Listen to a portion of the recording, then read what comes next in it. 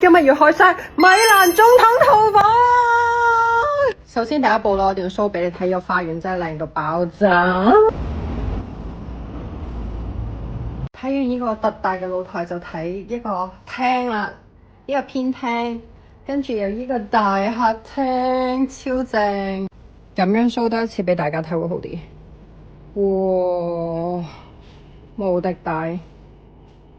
仲有咧，我最中意嘅就係佢有張好大嘅飯台，咁朝頭早食早餐喺度就會好爽啦。示範一下先，咁我哋就示範一下貴婦點樣可以喺總統套房食早餐啦。哇，食得好食啊，好優雅。跟住我哋就繼續睇啦。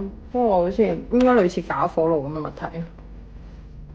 呢個飯廳啦，有個特大廚房，呢個好大嘅廚房，有埋酒櫃添。咁呢個就係另外一個後門啦，有埋焗爐，入邊嗰啲人唔打開好煩。呢個係酒櫃，最正嘅就係呢個其中一個 closet 啦，都唔係唯一一個 closet， 之後仲有一個 closet。哇！大到嘔啊！仲有一個私人嘅化妝間。咁靚嘅邊個嚟㗎？呢個就係個睡房啦。個景唔係特別靚嘅，我覺得瑞士個靚好多，但係呢個當然大好多啦。咁就係個超大嘅浴缸。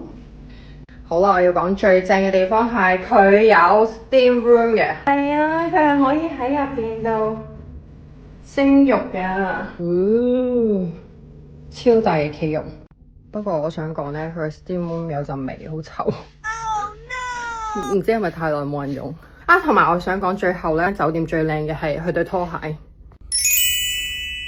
我會挑戰問佢拎10對，睇下佢肯唔肯俾我。總統套房我唔係唔俾啊嘛。到最後佢真係淨係俾咗3對女裝拖鞋，然後就話冇貨。但係佢俾多7對嘅男裝拖鞋，我極度懷疑佢係見到馬先生嘅需要，所以有一個比例上嘅分配。